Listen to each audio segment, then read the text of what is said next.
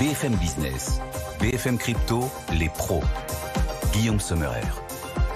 L'avenir a de nombreux domiciles, mais sa résidence principale est sans doute ici, dans les blockchains et les cryptos. Les pros des cryptos à domicile chaque vendredi. Bienvenue à tous. Et nos NFT à nous, nos talents non fongibles sont présents et répondent à notre appel. On les accueille. On va parcourir avec eux l'ensemble de l'actualité. Claire Balva, experte crypto. Elle représente ici The Block, qui vient d'ailleurs de réaliser une grosse levée de fonds. Bonjour Claire et bienvenue. Bonjour. Thibaut Boutroux aussi nous accompagne cette semaine, directeur des opérations de Meria.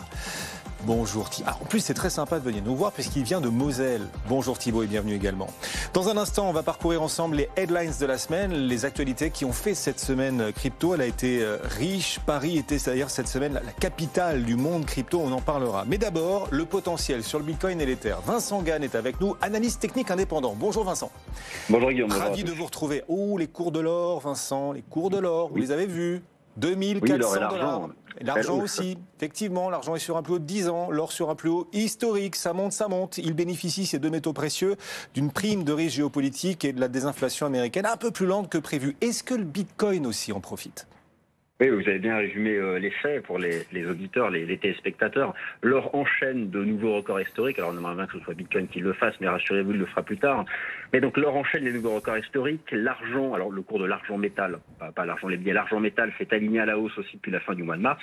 Des métaux précieux, alors c'est assez inhabituel, qui sont parvenus à se montrer assez étanches, à la fois à la remontée des taux d'intérêt du marché depuis le début de l'année, aussi cette semaine, et à la remontée du dollar américain, tout simplement parce que, vous avez utilisé le terme parfait, il bénéficie d'une prime de risque géopolitique, ça c'est le terme un peu financier pour faire intelligent, mais concrètement il bénéficie d'une addition de valeur en lien avec le degré de risque politique et géopolitique. Bon, vous en parlez aussi régulièrement sur votre antenne. Et effectivement, il peut y avoir aussi un rôle de hedge, de couverture contre une désinflation US qui est plus lente que prévu, sachant qu'en Europe elle est vaincue. Alors Bitcoin dans tout ça. Déjà quelques faits là aussi. Si Bitcoin là n'enchaîne pas encore les nouveaux records historiques, rappelons qu'il a quand même eu une hausse verticale entre fin janvier et la mi-mars. Il gagne encore 60% depuis le début de l'année et au final, là il est à 70 000 et quelques dollars.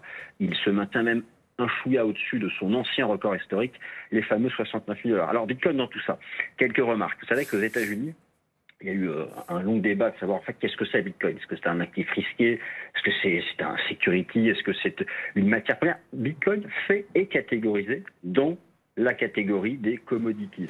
Bon, c'est pas une matière première qu'on extrait de manière physique comme l'or et l'argent, mais d'un point de vue financier, Bitcoin, c'est dans la catégorie des commodities.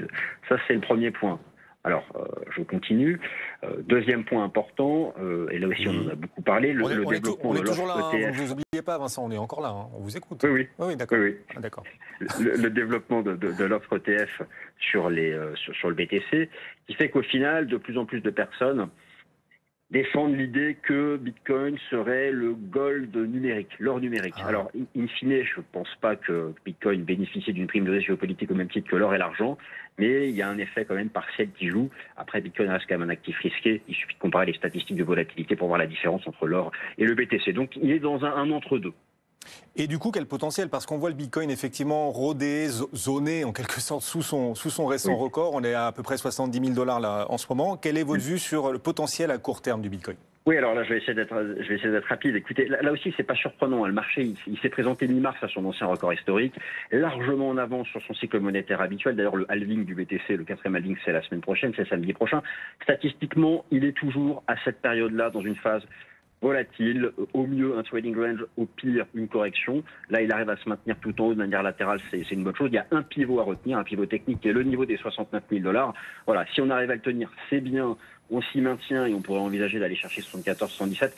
Il y a quand même un risque, et c'est la clôture quotidienne qui le dira, mais briser 69 pour moi, c'est revenir chercher 60, 62 et là, ce sera une vraie opportunité pour les retardataires, ceux qui n'y sont pas, pour se placer et viser 100 000. Ça, c'est ma cible pour Noël. Voilà. J'ai terminé. Merci beaucoup Vincent. Toujours très précis, mais ça a beaucoup de valeur. Vincent Gann qui nous accompagne régulièrement, effectivement, analyste technique indépendant. Alors ces seuils techniques, vous repérez sur Bitcoin, ce ne sont pas des conseils, c'est juste la vue technique, vos radars techniques qui parlent à travers vos interventions régulières dans cette émission. Les pros des cryptos, on va parler aussi d'Ether. Oui, les ETF Ethereum sont-ils déjà condamnés ?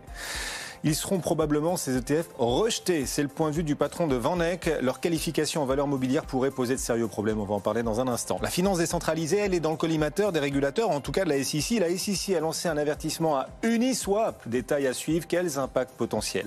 Et puis la déclaration de revenus. Elle arrive, vous inquiétez pas, elle arrive. Si vous l'attendez avec impatience, elle arrive.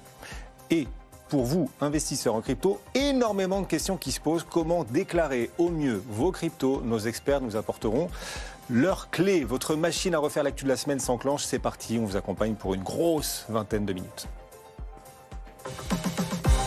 BFM Business, BFM Crypto, les pros.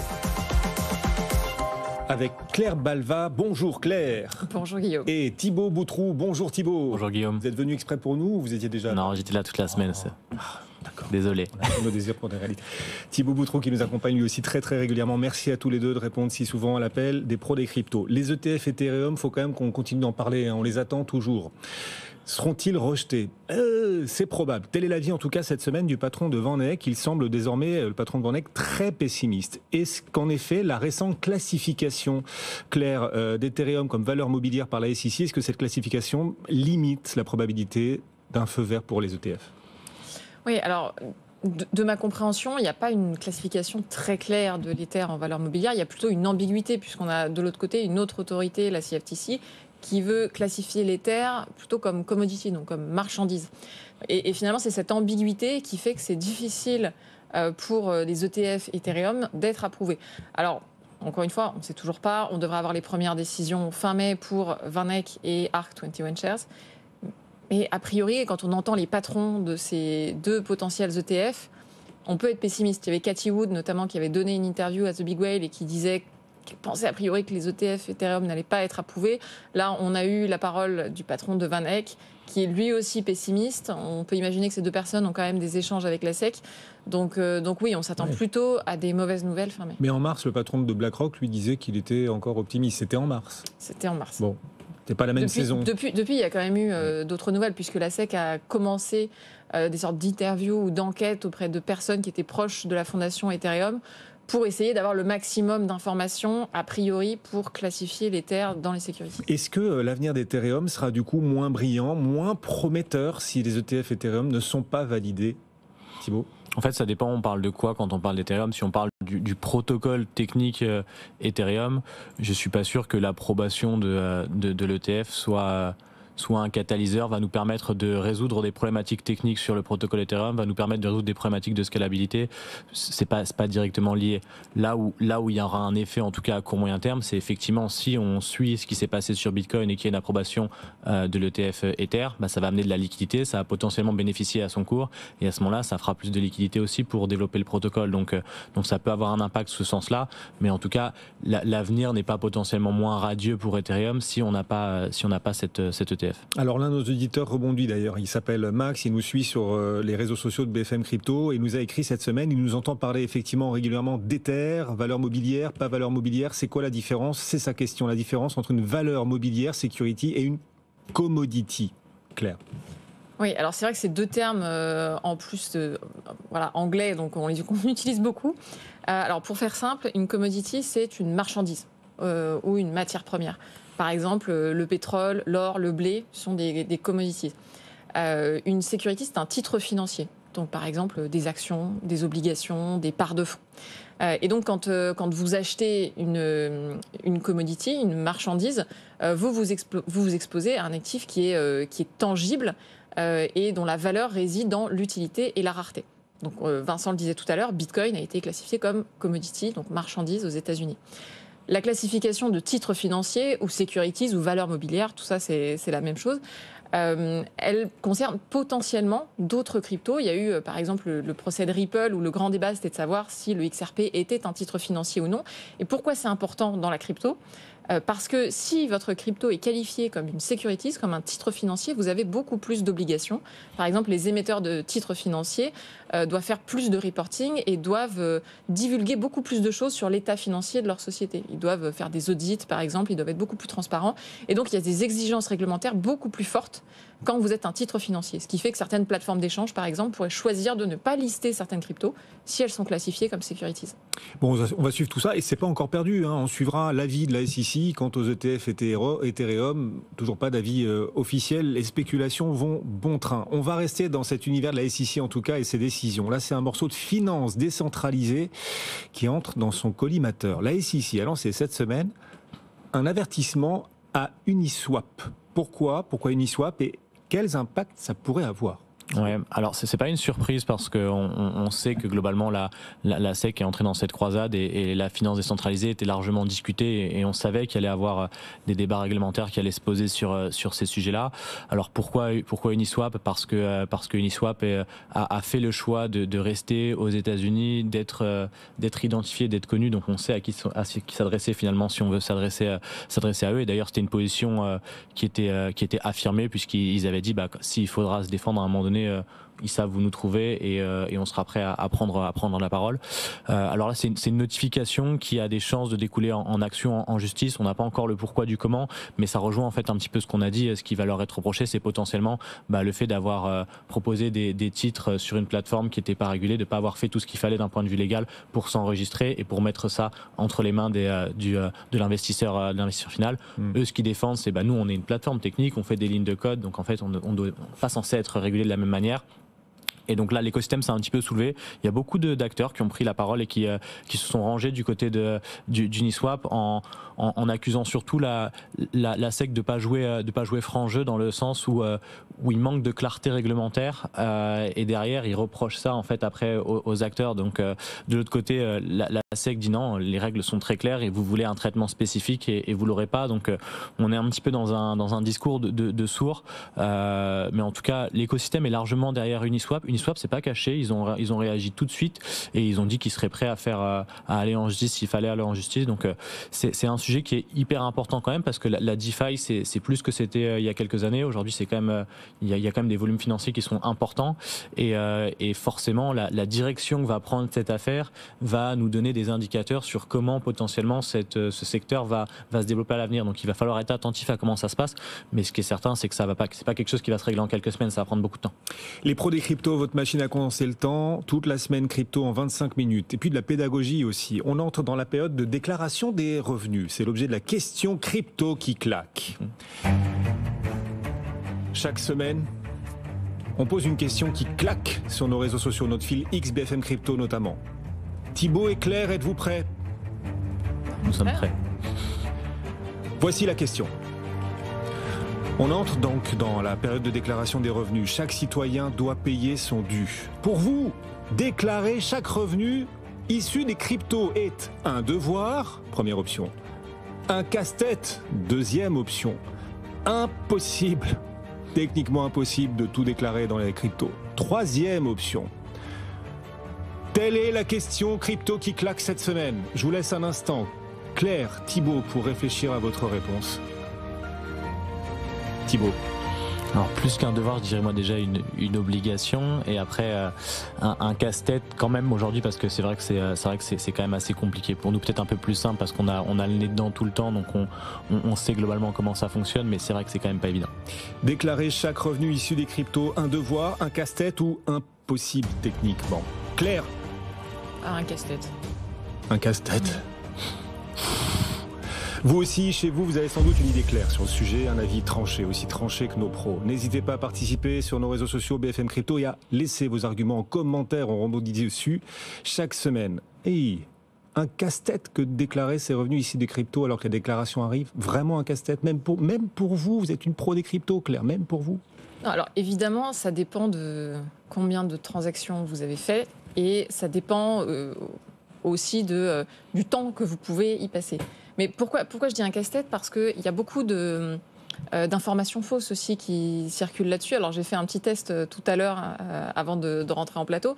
J'ai été voir les différentes intelligences artificielles, ChatGPT, Gemini, etc. Et j'ai été voir ce qu'ils racontaient sur la fiscalité crypto en France. Et en fait, même quand on parle avec les intelligences artificielles, il y a beaucoup d'inexactitudes sur les faits générateurs d'impôts. Je donne un exemple. Alors, quand vous êtes un particulier, grosso modo, vous êtes soumis à la flat tax, donc au prélèvement forfaitaire unique de 30% sur les plus-values que vous réalisez en crypto. Sauf que ces plus-values, elles sont calculées sur les faits générateurs d'impôts qui sont de deux types. D'une part, quand vous vendez des cryptos contre de l'euro, contre une monnaie classique, mais aussi quand vous achetez des biens ou des services en crypto. Et ça, souvent, il y a une sorte de malentendu là-dessus. La plupart des gens se disent « Oui, mais en fait, ce qui est imposé, c'est la conversion en euros. C'est parce que quand j'achète un bien ou un service, en fait, ma carte bleue, elle convertit en euros derrière. » Mais pas du tout. Même si le marchand accepte de la crypto, il y a un fait générateur d'impôts. Vous devez calculer une plus-value lorsque vous achetez, je sais pas, un ordinateur, par exemple, ou une voiture en crypto-monnaie. Et ça, d'ailleurs, c'est assez problématique pour l'usage des cryptos comme moyen de paiement parce que ça génère un vrai casse-tête. Oui. Une angoisse aussi. Voilà. Bien sûr, c'est-à-dire si vous avez acheté ne serait-ce qu'une dizaine de produits ou de services dans l'année en crypto, ça veut dire que sur chaque transaction que vous avez faite, vous devez calculer votre plus-value, donc le cours du Bitcoin, si c'était en Bitcoin du jour, etc. Donc ça rend les choses quand même assez compliquées. Maintenant, voilà, évidemment, ça dépend du temps que vous avez, ça dépend si vous avez les moyens de vous payer un fiscaliste. J'encourage quand même tout le monde à se renseigner vraiment sur ce qu'il doit déclarer, à aller voir un fiscaliste si vous avez beaucoup de transactions effectuées, mais oui, ça peut être un casse-tête, quoi. Vous sortez un fichier Excel et puis vous devez faire tous vos calculs. Effectivement, les gains en stacking aussi, on voit de plus en plus, on entend de plus en plus parler, Thibaut, du stacking. On peut réaliser des gains, il y a du rendement, c'est le principe et c'est tout l'attrait du stacking. Est-ce que les gains en stacking doivent être déclarés ? Ouais, c'est effectivement tout le casse-tête, puisqu'en fait, quand le cadre a été posé au départ, ils avaient imaginé un cadre qui soit le plus simple possible, et à ce moment-là, le stacking était une activité qui était peu développée, donc on l'avait un peu mis de côté quand on avait posé les premiers textes, et donc aujourd'hui, on se retrouve avec un cadre qui est pas hyper adapté à cette activité-là. Donc aujourd'hui, la bonne pratique, elle dit quoi ? Elle dit que, comme pour le mining, en fait, qui a la même interprétation, c'est qu'on considère les revenus du stacking comme des bénéfices non commerciaux du BNC, et donc qu'à ce titre-là, on est soumis aussi à la flat tax.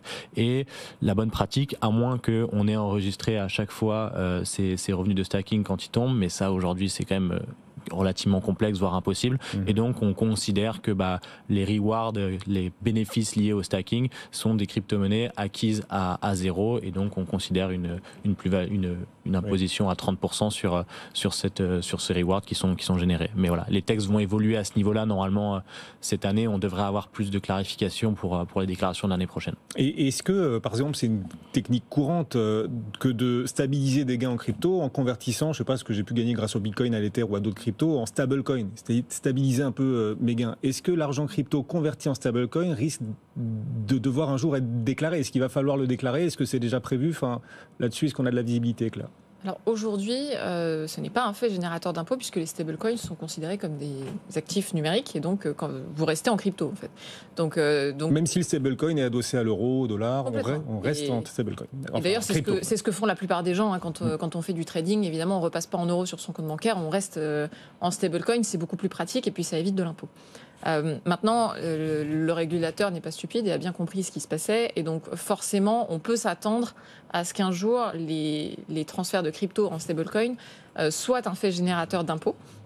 Mais c'est un peu plus compliqué que ce qu'on peut imaginer parce qu'aujourd'hui, il n'y a pas d'impôt parce que les stablecoins sont considérés comme un actif numérique. Et donc, si on veut mettre de l'impôt, ça veut dire qu'il faut trouver une sorte de classification pour les stablecoins, ou alors on commence à dire que c'est de la monnaie. Mais là, ça pose d'autres problèmes, parce que si on commence à dire que certains actifs numériques sont de la monnaie et pas d'autres, voilà, ça crée des débats réglementaires comme ça qui peuvent être sans fin. Non, mais c'est ça. Et d'ailleurs, il y a certains pays, chez nos voisins européens notamment, où c'est déjà plus le cas, où en fait la transaction en stablecoin est chroniquement imposée, mais effectivement, il faudrait revoir le statut du stablecoin, et ça, c'est un autre débat encore plus complexe. Effectivement. Les pros des cryptos, alors c'est sur BFM Business, le vendredi en direct, rediffusion à 21h30, puis aussi notre chaîne YouTube BFM Crypto, vous pouvez vous y abonner. L'Europe, quel numéro de téléphone pour appeler l'Europe ? Vous connaissez l'adage, l'Europe, quel numéro ? Et Binance, quelle adresse ? Binance peine toujours à choisir une juridiction pour y établir son siège social. Pourquoi Binance, d'abord, a-t-il intérêt quand même à un moment ou à un autre à déterminer un siège social, et pourquoi est-ce qu'ils ont du mal à en trouver un, ou pourquoi c'est si compliqué de le communiquer là ? Pourquoi il y a un souci Binance sur cette question du siège international ? Thibaut ? Ouais, on en reparle là parce que donc le nouveau PDG qui a pris la succession de Sisi en a reparlé. Donc Sisi s'amusait quand on lui posait cette question à répondre En fait, notre siège social, l'adresse, c'est partout, parce qu'on est partout, on est une société internationale, on est une société décentralisée. Il s'amusait à dire ça. Et voilà. Et donc là, Richard Teng, qui se veut de mettre un petit peu de l'ordre dans la structure, a signalé que voilà, ils étaient en train de regarder pour avoir un siège social. C'était une manière aussi de montrer la volonté finalement de montrer un petit peu plus patte blanche et une volonté de faire les choses bien, ou en tout cas de les faire mieux. On n'a pas beaucoup plus de précision. Il a dit qu'il discutait avec beaucoup de pays, avec beaucoup de régulateurs, que c'était assez compliqué parce que leur cas est un petit peu particulier, donc c'est difficile de trouver le bon équilibre. Mais en tout cas, on risque d'avoir des réponses assez vite sur ces sujets. C'est encore un groupe solide, Binance, Claire? Solide financièrement. C'est dur de répondre à cette question parce que on voit, quand on regarde les utilisateurs, on voit que Binance va plutôt bien finalement. Même si aux États-Unis ils ont eu des grosses difficultés, leurs parts de marché ont largement baissé. Au niveau mondial, même si leurs parts de marché ont un peu baissé, on voit que c'est quand même une plateforme qui est plébiscitée par ses utilisateurs. Ça reste le leader mondial, c'est toujours Binance. Oui. Et puis en France, par exemple, dans l'étude KPMG Ipsos menée pour l'ADAN, qui a eu lieu le mois dernier, on voit que Binance, c'est la première plateforme utilisée par les Français. Donc oui, c'est encore le leader. Maintenant, si on veut parler de solidité, ce qu'il faudrait aller regarder, c'est les états financiers du groupe au global. Alors Binance France avait publié des états financiers l'année dernière, mais Binance France, c'est évidemment tout petit par rapport à Binance dans le monde. Donc il faudrait avoir une transparence financière beaucoup plus grande pour pouvoir se prononcer sur la solidité du groupe. Et CZ, l'ancien patron de Binance, il devient quoi? On n'en parle plus, mais il devient quoi? On a des nouvelles de lui ou pas? Oui, il continue à être actif sur Twitter. Il a annoncé le lancement de son nouveau projet Jingle Atomy, sur lequel pour l'instant il n'a pas parlé de Web3. C'est une plateforme d'éducation gamifiée à destination des zones défavorisées. Donc il avance. Il a dit qu'ils étaient déjà 10 sur le projet, qu'il continue à recruter des gens. Donc voilà, il va certainement donner des nouvelles et je pense qu'il nous mettra une brique Web3 à un moment donné. Mais pour l'instant, ça a l'air de bien se passer pour lui. Oui, enfin, sur le front judiciaire, on n'a pas de... On n'a pas beaucoup plus de nouvelles. Hein. Globalement, il risque encore gros, mais pour l'instant, on n'a pas en tout cas de nouvelles qui sont tangibles, quoi. On va continuer dans cette thématique judiciaire d'ailleurs avec Do Kwon, l'ancien PDG de Terra. Alors il est toujours au Monténégro, Do Kwon, mais ça y est, il a été jugé ces derniers jours par les États-Unis. Il a été jugé par les États-Unis alors qu'il est toujours ici en Europe, au Monténégro. Comment c'est possible ça, Claire? C'est possible parce qu'il y a plusieurs pays qui se disputent Do Kwon, notamment les États-Unis et la Corée du Sud. Imagine la scène, là. Non, il y a moins. Tout le monde veut le juger parce que, évidemment, il y a plein de gens qui ont été victimes de Terra Luna et donc il y a plein de pays qui veulent juger Do Kwon parce que leurs ressortissants à eux, les citoyens de ces pays-là, sont concernés. Donc les États-Unis ont fini par s'impatienter et ont dit nous on va le juger tout de suite, même s'il est au Monténégro. Et donc il a été reconnu coupable de fraude, en gros d'avoir induit en erreur des investisseurs et d'avoir fait une émission de securities, les fameux titres financiers non enregistrés.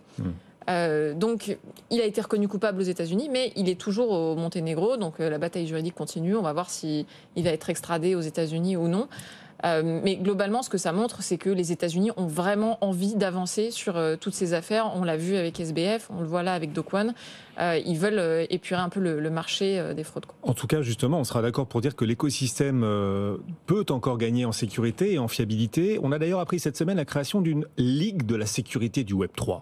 Ligue à laquelle Vivendi, qui ne fait d'ailleurs pas partie de cet écosystème du Web3, va participer. Qu'est-ce qu'on doit en penser d'ailleurs de cette Ligue et puis de la présence de Vivendi? Alors, Vivendi, effectivement, ne fait pas partie de l'écosystème directement. Par contre, la personne qui pilote ça chez Vivendi, ils sont plusieurs, mais il y a notamment Fabien Aufrechter qui est un ancien de cet écosystème. C'est-à-dire qu'il gravite dans cet écosystème depuis de nombreuses années. Et il est chez Vivendi maintenant, c'est ça? Il est chez Vivendi depuis bien avant que moi, je sois même dans cet écosystème. Donc ça fait longtemps qu'il a Fabien. Il a beaucoup œuvré en coulisses. Et donc, il fait ça avec Sébastien Martin. Globalement, c'est une super bonne initiative. C'était une brique un petit peu qui manquait à notre puzzle. Et ce qui est intéressant, c'est qu'ils impliquent aussi d'autres acteurs, justement, qui ne sont pas forcément Web3 et qui amènent une vision différente, une culture différente, une structuration différente. Donc c'est plutôt une initiative à saluer. Maintenant, il va falloir voir sur le terrain ce que ça donne concrètement. Mais plutôt très favorable à l'initiative, en tout cas. La capitale mondiale des cryptos, où est-elle? C'est pas New York, c'est pas Londres, c'est pas Shanghai, c'est pas Hong Kong. La capitale mondiale des cryptos, c'est nous, c'est ici. Ici, c'est Paris.